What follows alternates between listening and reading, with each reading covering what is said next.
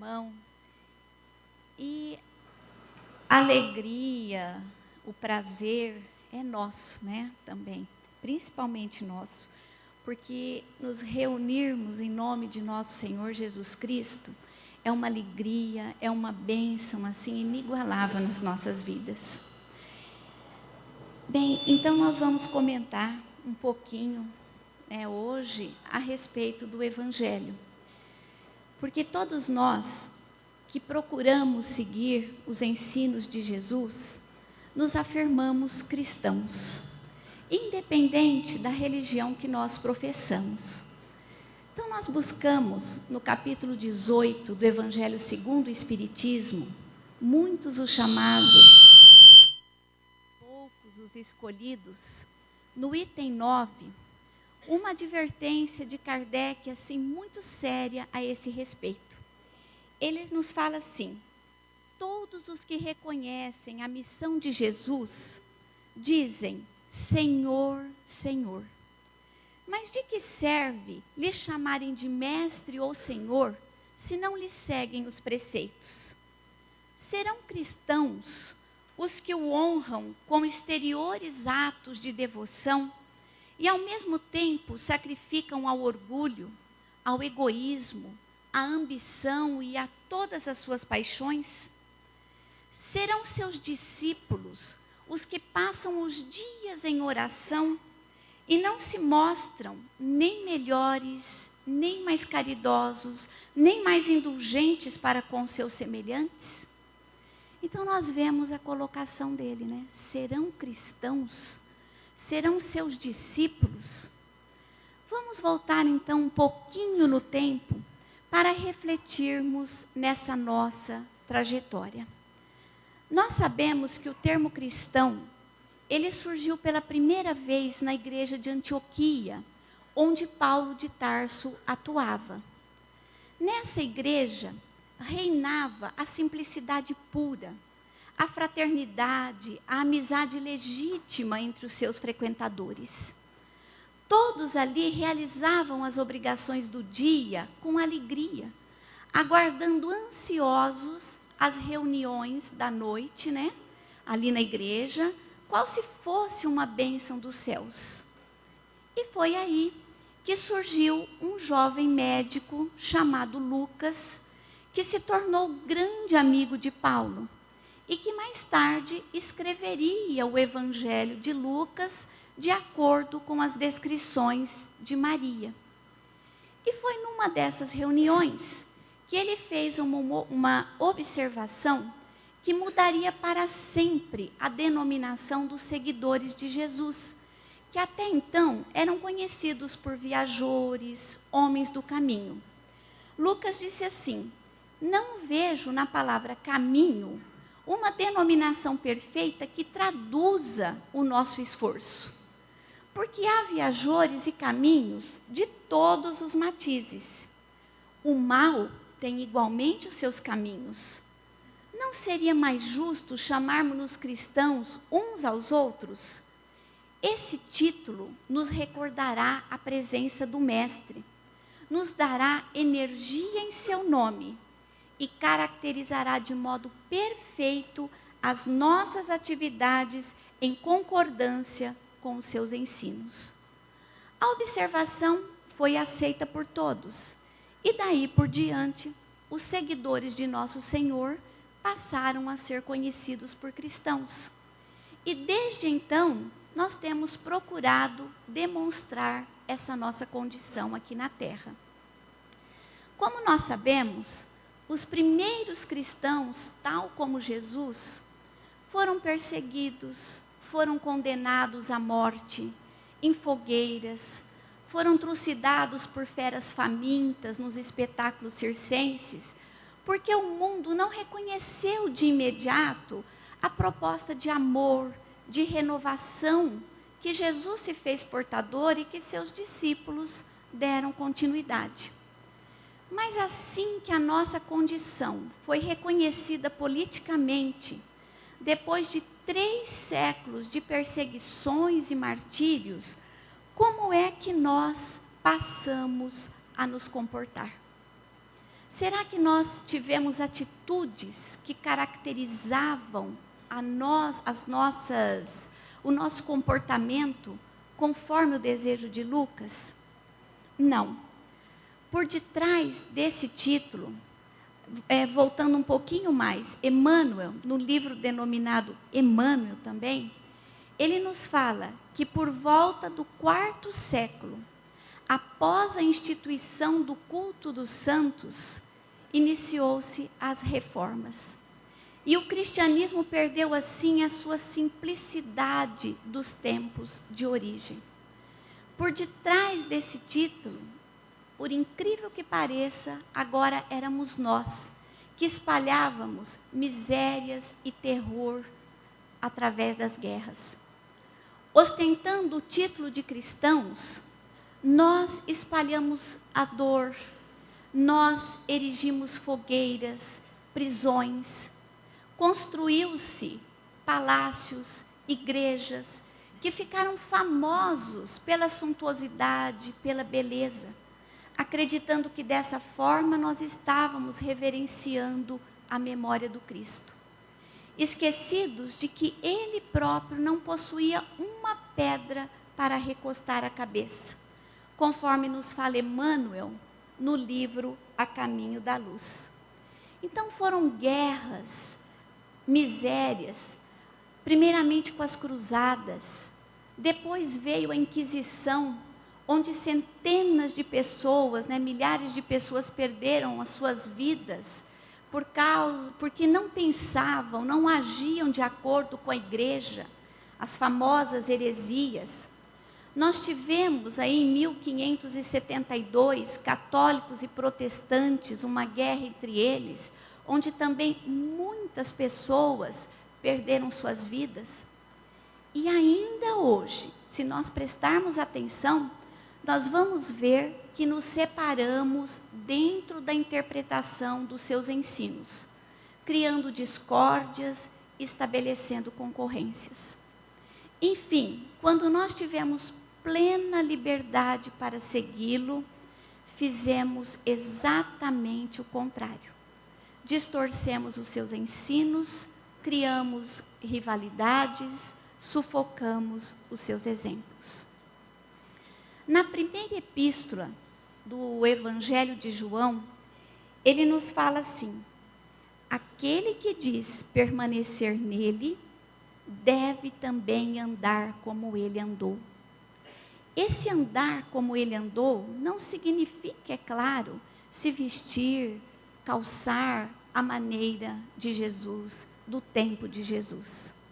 Significa imitar-lhe a conduta, seguir os seus passos, seguir os seus exemplos.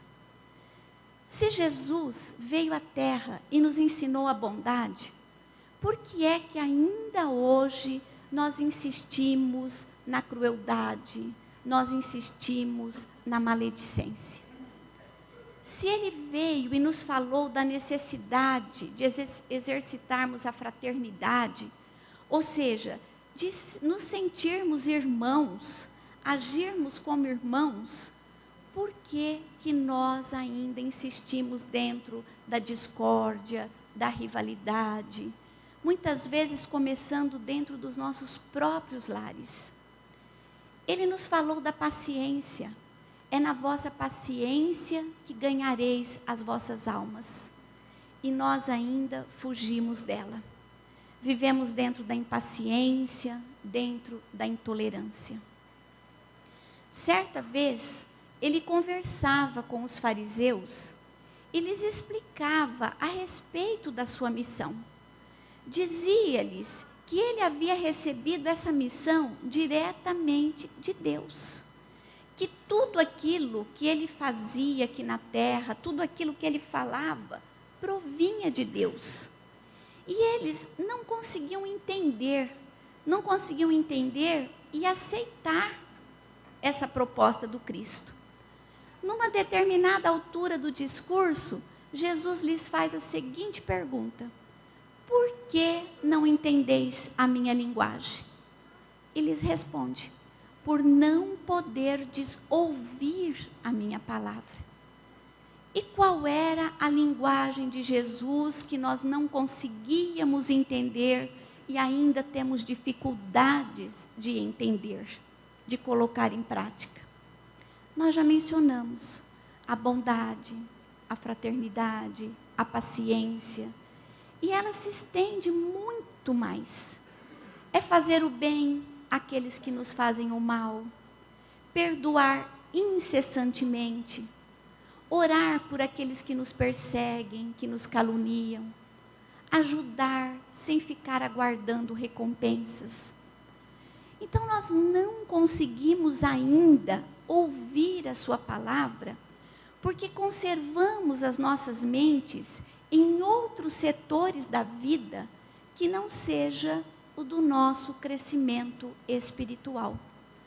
Nós vivemos voltados para o que a vida aqui na terra nos oferece.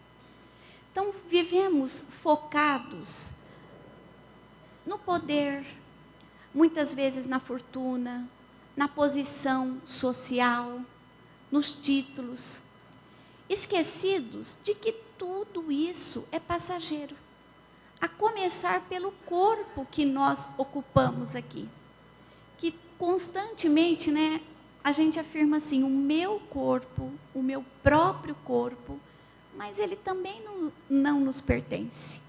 É um empréstimo para cumprirmos uma etapa na nossa jornada de espírito e que também vamos ter que deixar aqui. Então, é claro que como espíritos em constante aperfeiçoamento, muitas vezes nós precisamos voltar à Terra e ocupar essas posições.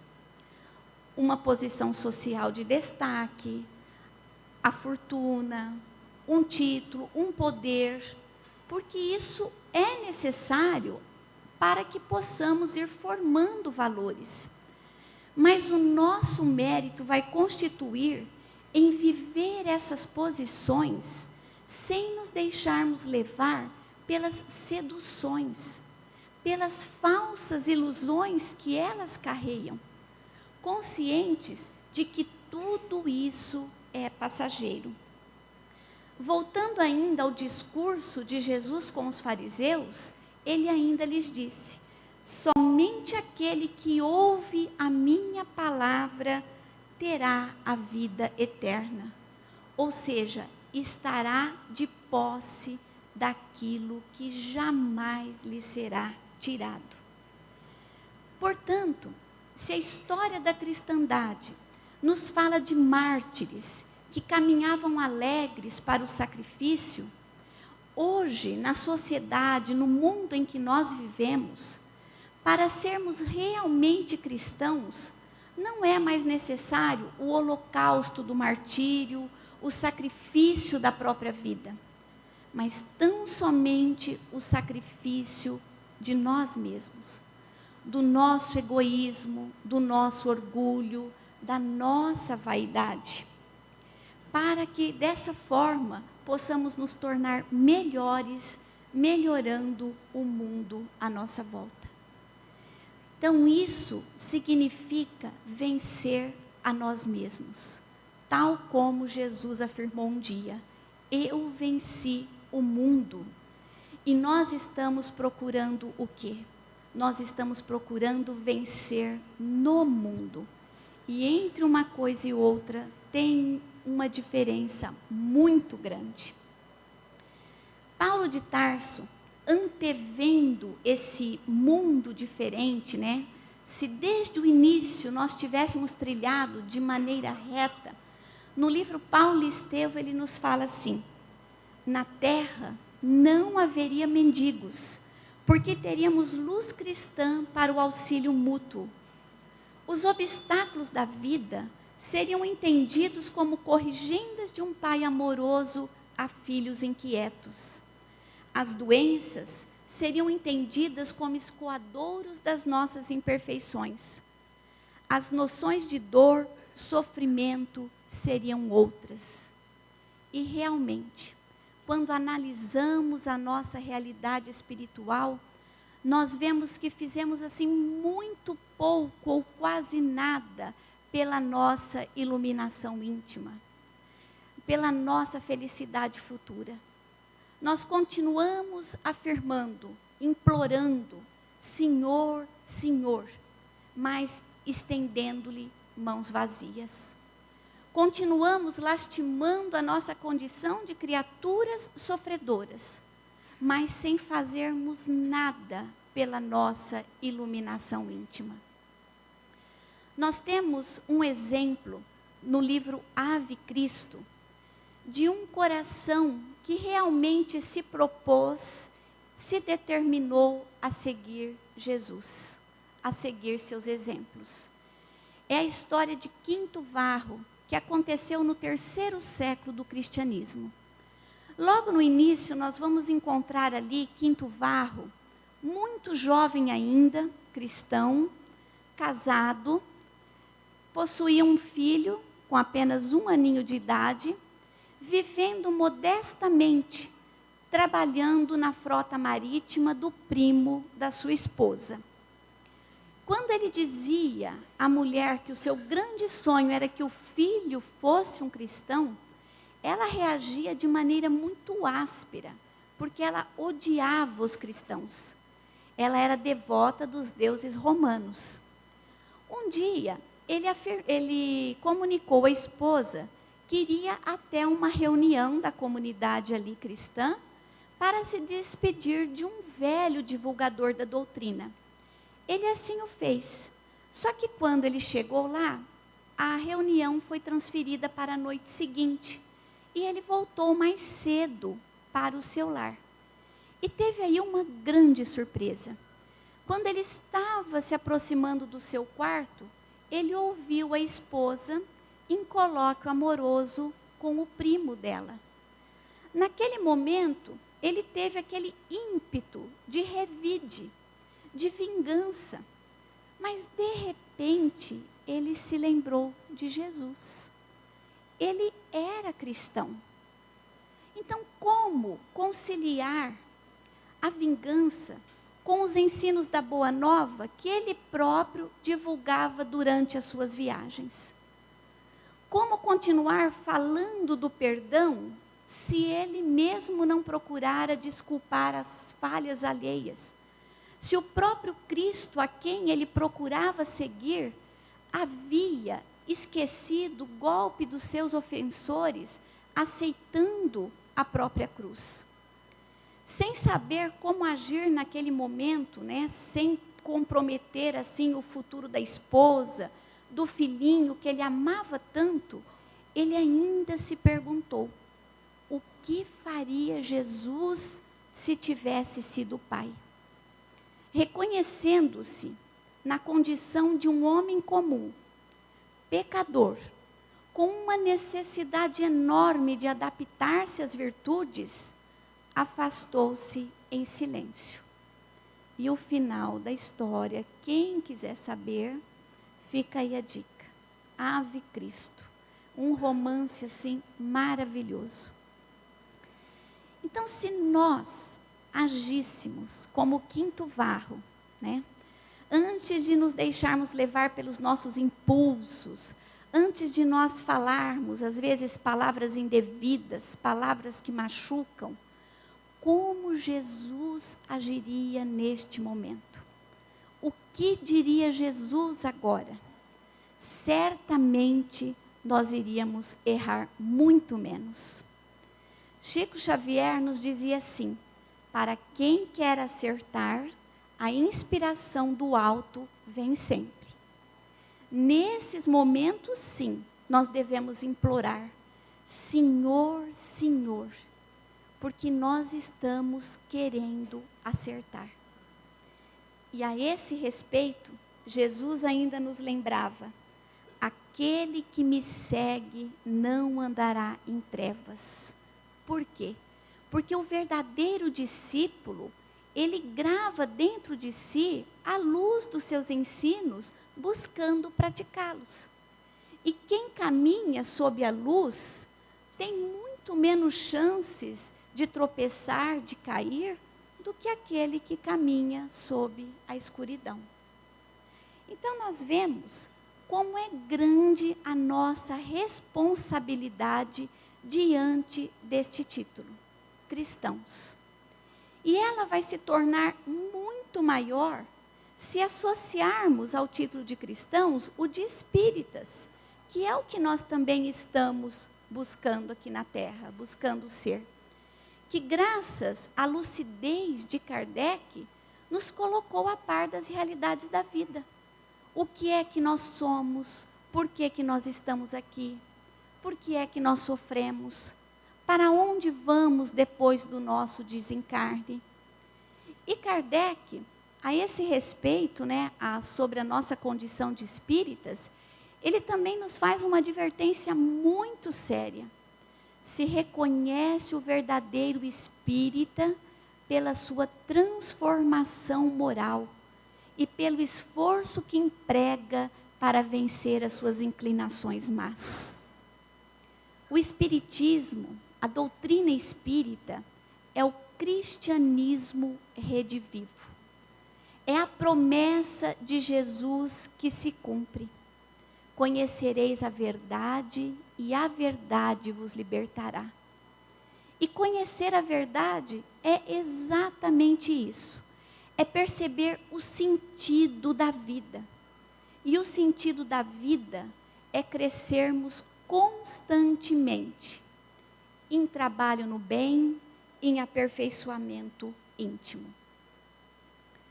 Para todos nós que procuramos seguir nosso Senhor, Ele nos deixou um convite muito importante. Quem quiser vir após mim, negue-se a si mesmo. Tome cada dia a sua cruz e siga-me. E num programa de televisão, nós ouvimos uma colocação do Chico a esse respeito, também muito importante. Ele nos disse assim, não existe cristão sem a cruz. É necessário aceitá-la e bendizê-la. É lógico que as nossas cruzes de hoje não são mais aquelas de madeira impostas pelos próprios semelhantes e que ao tempo de Jesus era uma forma habitual, comum de punição.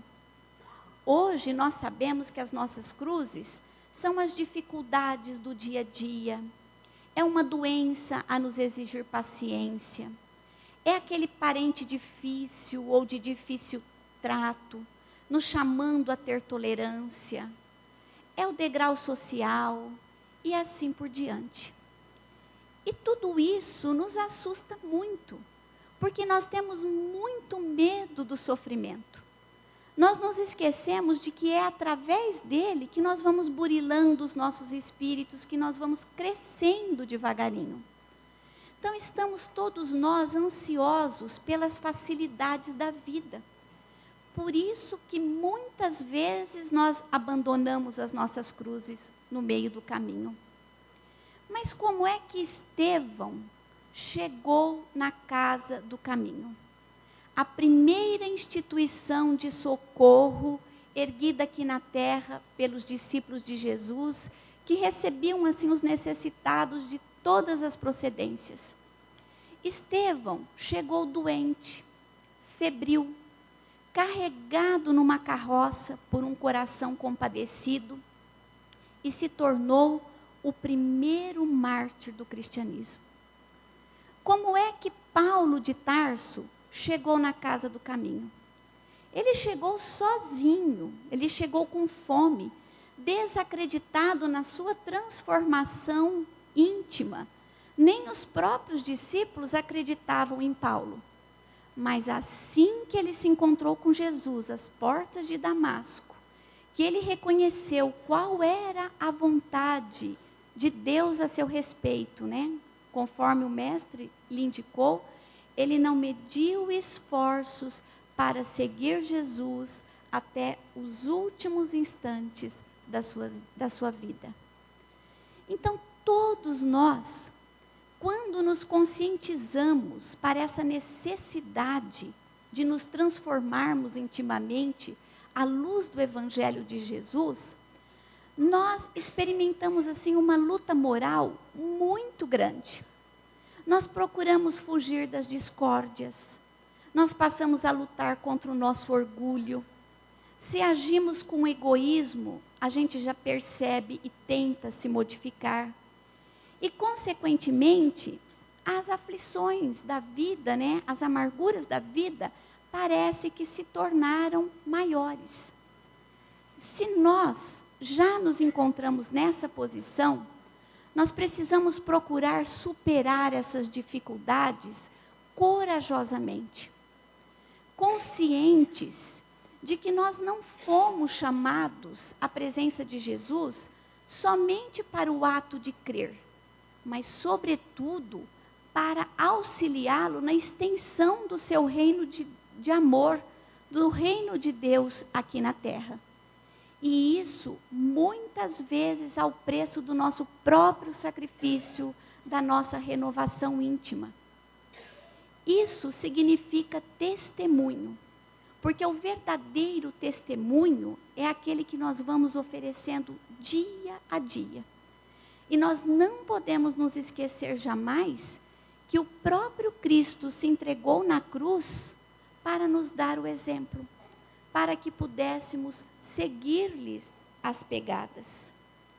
Então, os grandes vultos do Evangelho, aqueles corações que realmente trabalharam em benefício da humanidade, que testemunharam em favor de Jesus, que se sacrificaram, que souberam renunciar, eles não encontraram facilidades em suas vidas.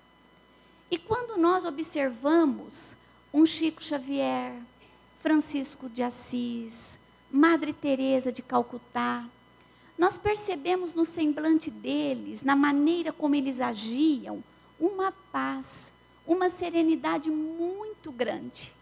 É por isso que nós temos essa impressão de que eles não tiveram dificuldades. Mas isso acontece porque Jesus habita seus corações. Paulo de Tarso dizia assim: já não sou eu mais quem vivo, é o Cristo que vive em mim. Então, quando nós vamos poder afirmar isso, né? De maneira plena. Então, o que nós precisamos nos conscientizar é que ser cristão não significa apenas ostentar um rótulo. É sinônimo de vivência. Que o seu evangelho, né, que se consta em Marcos, em João, Mateus, Lucas, não é apenas para ser lido e guardado, ou então para ser colocado como uma peça decorativa dentro dos nossos lares.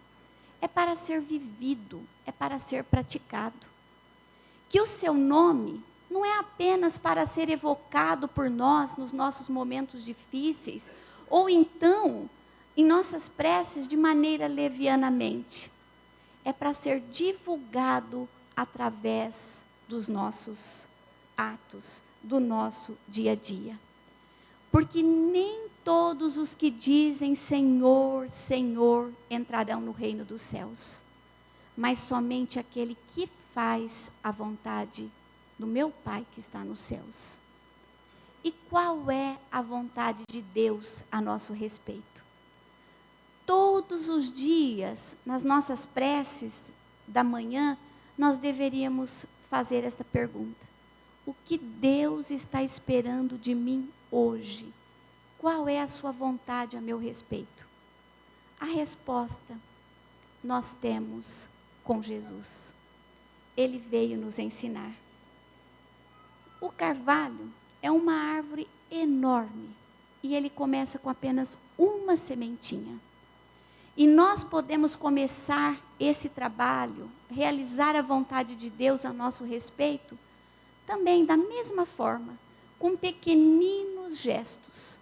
É um gesto de gentileza, calando uma palavra de crítica, de condenação, procurando ajudar alguém com alegria e assim por diante. Então, quem exercita, exerce, nos fala Emmanuel. Nós sabemos que dar um pão aqui na terra é importante, é muito importante, porque isso vai nos transformando de dentro para fora, vai nos auxiliando, né, a exercitarmos o bem. Mas quando nós tivermos um ato assim, nós devemos antes nos perguntar: como é que Jesus entregaria esse pão? De maneira ríspida, menosprezando, ou então com gentileza, com carinho? É isso o que Jesus está esperando de cada um de nós. É o coração, é a conduta, é o exemplo, é o caráter no nosso dia a dia. André Luiz, no livro Nos Domínios da Mediunidade, ele nos fala a respeito. É o que nós já comentamos aqui, mas sempre é bom a gente repetir. As almas realmente convertidas ao Cristo lhe refletem a beleza nos mínimos gestos de cada hora. Seja na emissão de uma frase curta, na ignorada cooperação em favor dos semelhantes, ou na renúncia silenciosa que a apreciação terrestre não chega a conhecer. Então vamos procurar, nos esforçar para que Jesus realmente faça moradia dentro de nós.